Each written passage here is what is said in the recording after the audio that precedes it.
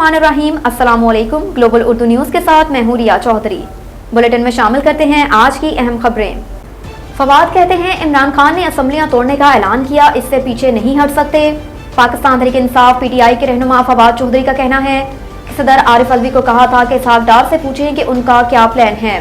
फवाद चौधरी ने अपने एक बयान में कहा कि सदर को हमने कहा था कि इसहाक डार से पूछें, 7 माह में मुल्क का हशर नशर कर दिया, उनके पास क्या प्लान है। उनका कहना था कि सदर ने उनको कहा है कि इलेक्शन नहीं करवा रहे तो आप हल दे दें कि सियासी इस्तेकाम कैसे आएगा।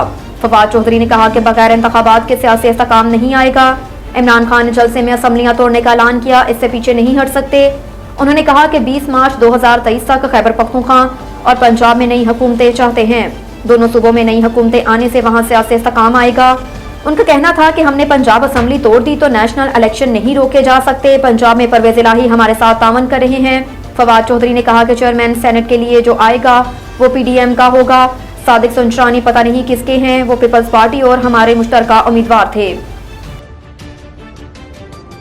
साद रफीक ने भी नैब खत्म करने का मुतालबा कर दिया। लाहौर में मीडिया से गुफ्तगू करते हुए ख्वाजा साद रफीक ने कहा कि जिन्होंने उसे जमीन से उठाकर झूठा महतमा बनाया, उसने उनके साथ एहसान फरामोशी की। हम पर बहुत ही भोंडे अंदाज में मुकदमात बनाए गए थे। साफ जाहिर था सियासी मुखालफत के बायस मुकदमात बनाए गए थे। अब हालात मुख्तलिफ हैं, इमरान खान के साथ कोई नहीं। उन्होंने कहा कि असम्बलियां बनाना और तोड़ना खेल है, क्या इंतखाबात करवाने के लिए पैसे चाहिए, इसलिए जहां आपकी हुकूमतें हैं वहां काम करें। जेर हवाबाजी का कहना था कि हमारी 2013 और 2018 की कारकर्दगी का इसके 4 साल से मुआवजा ना करें। इदारे तबाह कर दिए गए, हुकूमत के पास कोई पैसा नहीं। इन 8 माह में तो हम आग बुझाने की कोशिश कर रहे हैं। अल्लाह का शुक्र है कि मुल्क डिफॉल्ट होने से बच गया।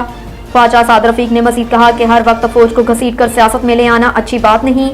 मेरे ख्याल में नैब खत्म करके एहतसाब का एक नया इदारा बनाना चाहिए, जबकि मौजूदा चेयरमैन नैब ईमानदार आदमी है। दूसरी जानिब लाहौर में ख्वाजा साद रफीक की ज़ेर सदारत इजलास हुआ, जिसमें पीईसी कॉम्प्लेक्स की पाक फिजाइया और मंतकली और पाक बहरिया को दिए जाने वाले एटीआर जहाज के मामलात का जायजा लिया गया।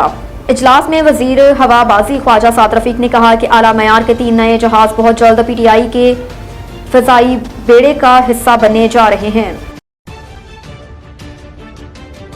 मनी लॉन्ड्रिंग केस में सुलेमान शहबाज की हिफाजती जमानत मंजूर। इस्लामाबाद हाई कोर्ट के चीफ जस्टिस आमिर फारूक ने मनी लॉन्ड्रिंग केस में हिफाजती जमानत के लिए सुलेमान शहबाज की दरख्वास्त पर समाअत की, जिस सिलसिले में सुलेमान शहबाज अपने वकील अमजद परवेज के हमरा अदालत में पेश हुए।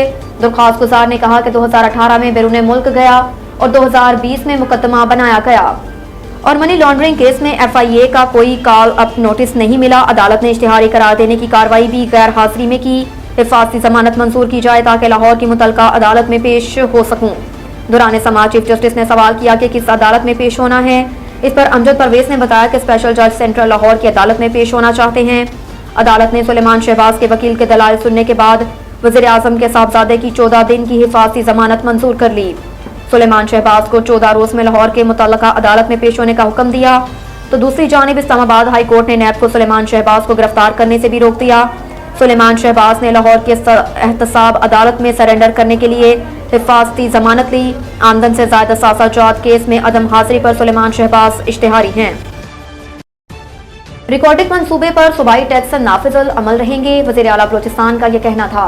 कोयटा में मीडिया से गुफ्तगू करते हुए वज़ीर आला बलोचिस्तान ने कहा कि हमने कोई इख्तियार वफाकी हुकूमत को दिया, ना किसी सूबाई टैक्स की मुआफ़ी दी।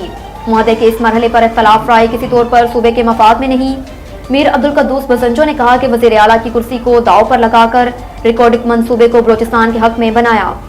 रिकॉर्डिंग मंसूबे को अब सियासत की नजर नहीं होने देंगे। उन्होंने कहा कि रिकॉर्डिंग मंसूबे से अरबों डॉलर पाकिस्तान आएंगे और 8 अरब डॉलर की गैर मुल्की सरमायाकारी मुल्की मौशत में ताज़ा खून की तरह दौड़ेगी। मुल्क और सूबे के मफाद में इससे बेहतर मुआहदा नहीं हो सकता। मीर अब्दुल कद्दूस बसंजो ने कहा कि साबिक वज़ीर आज़म और साबिक वज़ीर ख़ज़ाना के लिए हमारा अटल मौक़िफ़ हैरान कुन था। अहद किया था कि सूबे के मफाद से 1 इंच पीछे नहीं हटेंगे, जबकि हर कदम पर सूबाई असम्बली, सियासी कायदीन और कबीना को ऑन बोर्ड रखा।